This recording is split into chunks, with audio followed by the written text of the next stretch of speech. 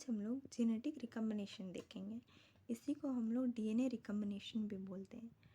DNA recombination में genetic material का exchange होता है। ये जो एक्सचेंज है ये मल्टीपल क्रोमोसोम के बीच हो सकता है या तो सेम क्रोमोसोम के अलग अलग रीजन के बीच हो सकता है। इसको डिफाइन कुछ इस तरह से किया गया है। Recombination is a process by which piece of DNA are broke and recombined to produce new combination of allele.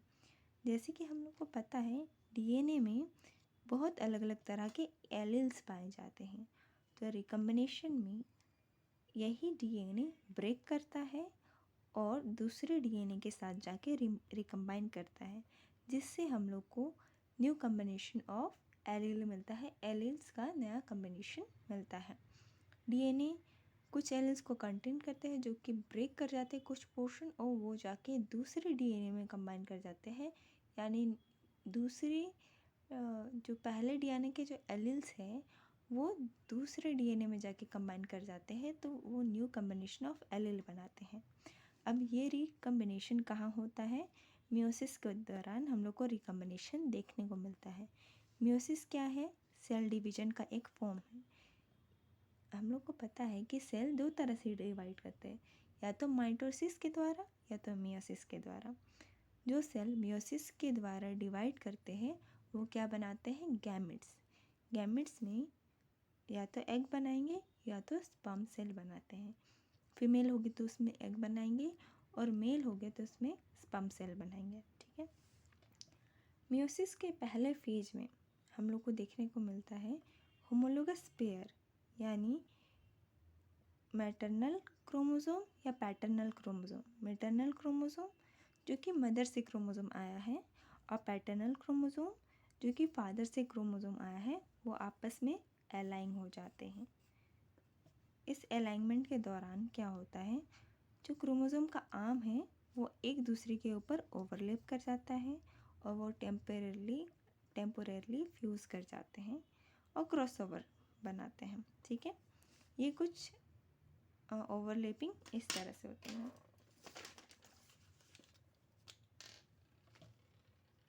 ये मैटरनल क्रोमोसोम है,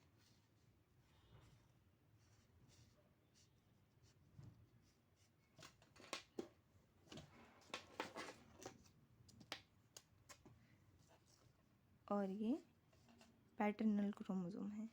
ये सबसे पहले आपस में अलाइन कर जाते हैं। अलाइन करने के बाद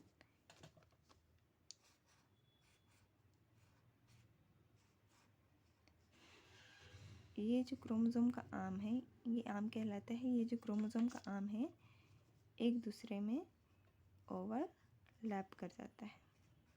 ये ओवरलैपिंग हो रही है। एक दूसरे में ओवरलैप करने के बाद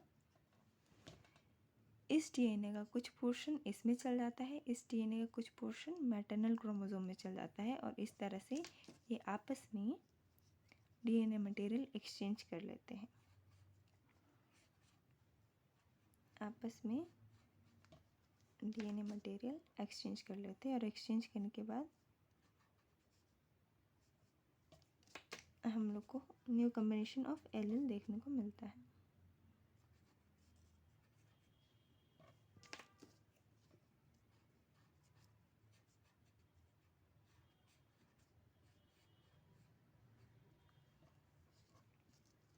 यहाँ पे मैटरनल और पैटर्नल क्रोमोसोम आपस में अलाइन कर गए।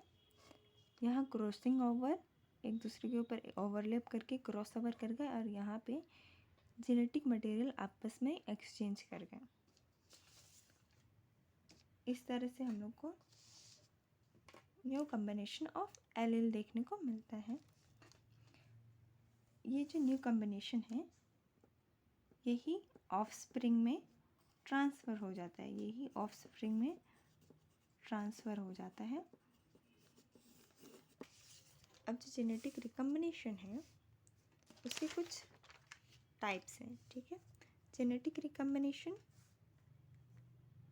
एक होमोलोगस रिकम्बिनेशन कहलाता है, दूसरा है site specific recombination. Genetic recombination का दो टाइप है, एक होमोलोगस रिकम्बिनेशन और एक है साइट स्पेसिफिक रिकम्बिनेशन। ये जो होमोलोगस रिकम्बिनेशन है उसमें भी 3 मॉडल हम लोग को देखने को मिलेगा। एक है holiday model for homologous recombination, दूसरा है मेसेल्सन रेटिंग मॉडिफिकेशन और तीसरा है डबल स्ट्रैंडेड ब्रेक मॉडल। ये हम लोग नेक्स्ट वीडियो में देखेंगे।